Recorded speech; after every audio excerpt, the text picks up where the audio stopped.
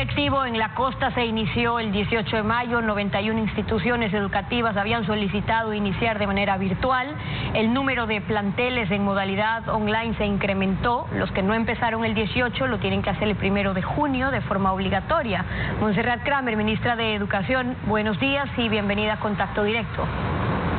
Muy buenos días, Steffi. Gracias por la invitación. La gran pregunta, ministra, que se siguen haciendo los padres de familia es ¿para cuándo sus hijos podrán volver a las aulas? Me refiero físicamente. Estamos aún con ciudades en picos de contagio, pero ¿qué consideraciones están tomando para ir determinando si este año sí se volverá a las aulas o no?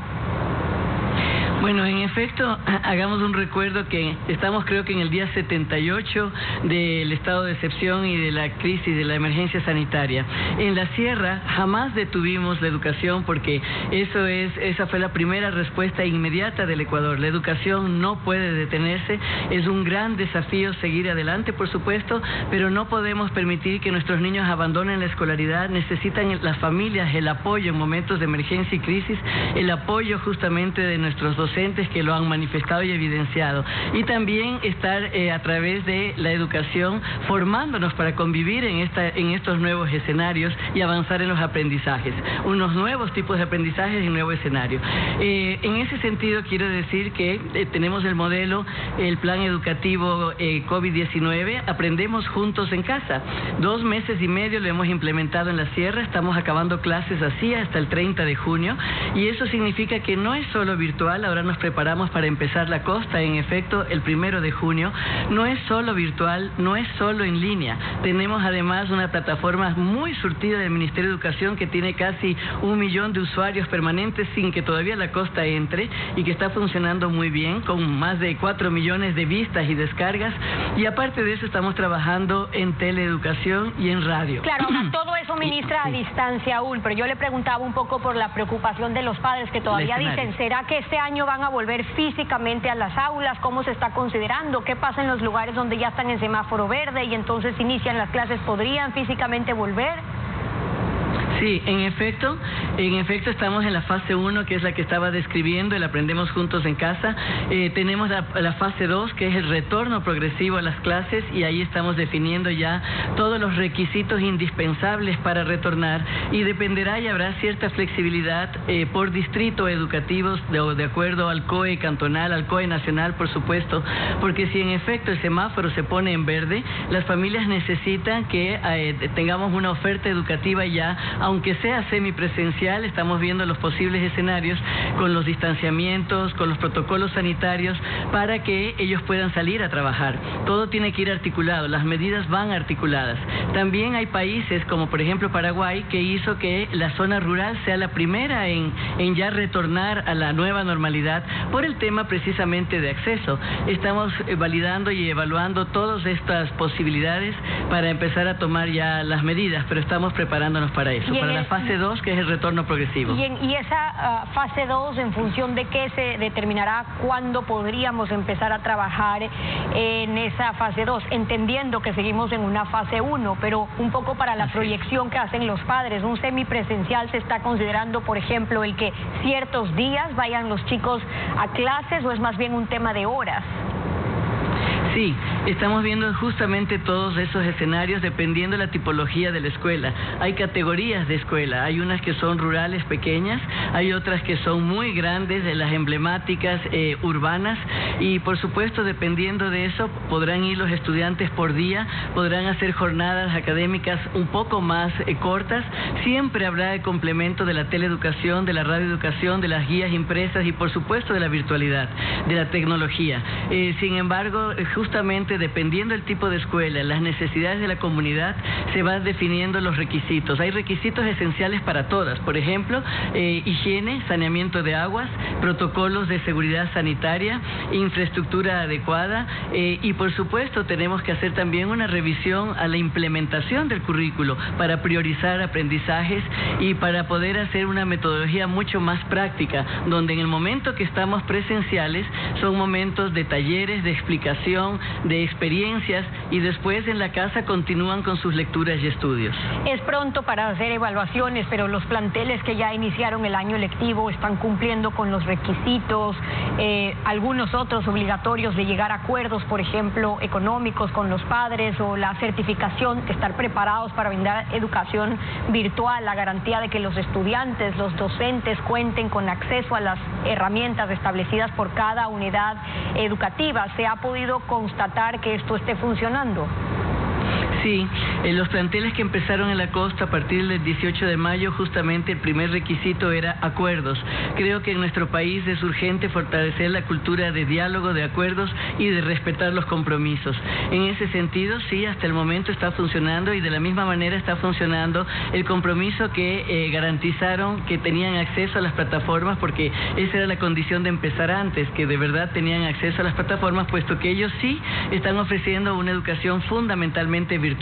El resto del país, nosotros garantizamos el acceso desde todos los demás medios, pero hasta el momento están cumpliendo con los acuerdos. ¿Cómo está la situación en las zonas rurales? Con el ministro de Telecomunicaciones hablábamos de que todavía hay estas 200 parroquias a las que no está llegando el internet. Pudieron llegar a unas 100 en los últimos 5 meses, pero el resto ojalá y para finales de año. Es decir, no es lo mismo que vean un programa en televisión o en radio a que tengan acceso a las plataformas o a los programas digitales.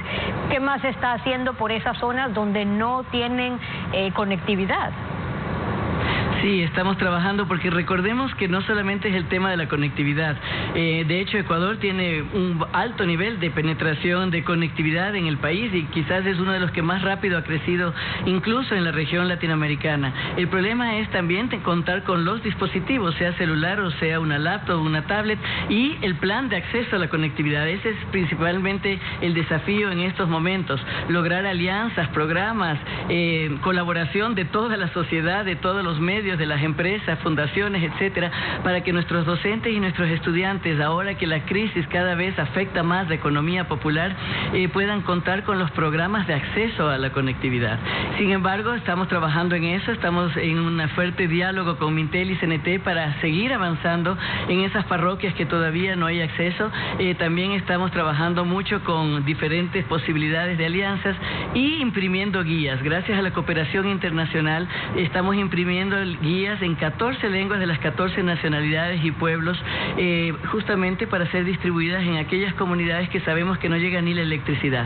¿Y ha tenido alguna respuesta a la insistencia que conversamos la última vez cuando estuvo aquí, que como ministra de Educación, me imagino, está pidiendo para lograr que el internet pueda tener costos más bajos, ahora que los chicos necesitan estudiar con internet y no tengan que estar pagando lo que hoy pagan, 15% de impuesto al ICE, como si fuera un consumo especial, como si fueran tabacos, como si fuera alcohol cuando hablamos de internet, más el 12% del IVA, como si fuera un consumo de lujo?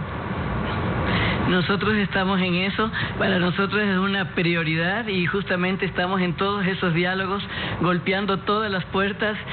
Tenemos incluso el apoyo de la cooperación internacional, hemos formado un consejo asesor internacional que nos apoya en la parte académica, por supuesto, para tener un norte claro de experiencias validadas internacionalmente, pero también para justamente emular esos acuerdos que las mismas firmas, que los mismos tipos de empresas, por ejemplo, han llegado en otros países de la propia Latinoamérica, y quisiéramos que en Ecuador lleguemos a acuerdos de ese tipo para favorecer a nuestros docentes y estudiantes. Pero, ministra, estos temas usted lo conversa directamente con el presidente, porque esta es una decisión presidencial, es decir, aquí no se necesitan mayores acuerdos, es una propuesta del presidente en la que decide que no se cobre al internet un ICE, un impuesto a un consumo especial, lograr abaratar de esa manera los costos, porque finalmente estamos hablando del acceso, de que nuestra gente realmente pueda pagar algo que todavía sigue siendo caro en el Ecuador. ¿Por qué no lo han hecho? ¿Por qué no han insistido en eso? Sale un poco de mi competencia, pero en efecto es un diálogo permanente y una insistencia permanente de nuestra parte, porque para nosotros es una prioridad. Las escuelas, las instituciones privadas también viven de las pensiones, tienen un calendario de trabajo, tienen obligaciones que deben cumplir, y este inicio era parte importante de la reactivación. Finalmente, ¿cuántas instituciones iniciaron? ¿Cuántas están pendientes o no podrán iniciar? En este momento tenemos 91 instituciones de educación particular que iniciaron el 18 de mayo, con base en estos acuerdos, como mencionamos. Para el 1 de junio está todo el proceso de matrículas, de traslados en línea, está funcionando muy bien. Sí debo decir que tenemos un traslado fuerte de estudiantes del sector particular al sector fiscal. También nos estamos preparando para eso porque tenemos que, y obviamente es nuestra obligación siempre el proteger el derecho al aprendizaje, dar cupo a todos los niños que no puedan en estos momentos financiar la educación particular. Y también estamos alistándonos para ese escenario. Un grupo de docentes, de maestros, esta semana protestaron por la reducción de la jornada laboral y que sea 1 hora menos, a diferencia del resto de servidores públicos que reducen 2 horas diarias, pero igual les significaba un 8% menos de su remuneración. Otros se quejaban de que aún no les pagan y tienen que adaptarse a estas nuevas modalidades y además ganar menos. ¿Cómo se está logrando socializar estas medidas? Bueno, primero quisiera aclarar que sí estamos al día en el pago de los sueldos, eso es la primera cosa. Segundo, que estamos respetando todos los procesos que institucionalizan la calidad docente, como por ejemplo Quiero Ser Maestro 6. Fue un proceso muy riguroso que ellos tuvieron la asignación y el nombramiento en diciembre, incluso fue motivo de un foro internacional, Ecuador como referente de un proceso institucionalizado para mejorar la calidad docente, y ahorita el 1 de junio entran más de 6.000 docentes con nombramiento definitivo que les da estabilidad laboral y desarrollo profesional, respetando justamente este proceso. Por otro lado, la reducción de la jornada, lo que estamos trabajando es también reduciendo los trámites, hasta un 60% estamos reduciendo de trámites para que de verdad el docente se enfoque en una gestión del tiempo pedagógico de manera eficiente. Y como decía, también les estamos dando capacitación, hay más de 500,000 de cupos para capacitación de nuestros docentes, de los cuales ya se han ocupado 280,000 cupos. Quiere decir que nuestros docentes, afortunadamente, y siempre lo digo y les agradezco, han hecho un esfuerzo increíble en cambiar su forma de enseñar y de aprender y desenvolverse en entornos virtuales, y también aprender a dar apoyo emocional, que es lo que más urge en estos momentos. En esas protestas habían letreros que decían: no corten la educación, corten la corrupción. Hay quejas también por los recortes que se anunciaron en el presupuesto para educación. Ahora la Corte Constitucional emitió medidas cautelares para que el Ministerio de Finanzas se abstenga de recortar el presupuesto universitario en lo que se refería a eso. ¿Qué está pidiendo usted como ministra en el caso de que tengan que haber, en efecto, se tengan que cumplir los recortes? ¿En dónde sí se los podría hacer sin que exista una mayor afectación?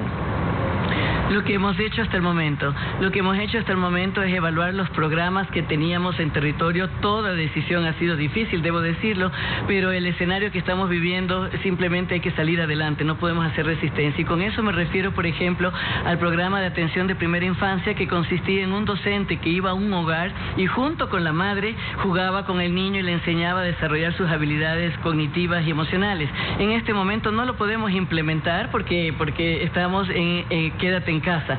El otro programa, alfabetización y posalfabetización, también tuvimos que suspenderlo, reprogramarlo, porque tampoco se lo puede implementar. Si en persona es un poco difícil trabajar con adultos, peor a distancia. O el bachillerato internacional, que tenía un costo en este momento bastante alto, porque el Estado pagaba 7.300.000 por año por el 17% de chicos, que eran en total 6.000 beneficiarios, pero debo decir que solamente el 17 accedía al diploma, y tenemos a los 4.000 docentes que por supuesto no fueron desvinculados y que están muy capacitados para seguir dando la misma educación. La ministra de Educación, Montserrat Kramer, acompañándonos hoy en Contacto Directo. Muchas gracias por haber estado con nosotros. Gracias.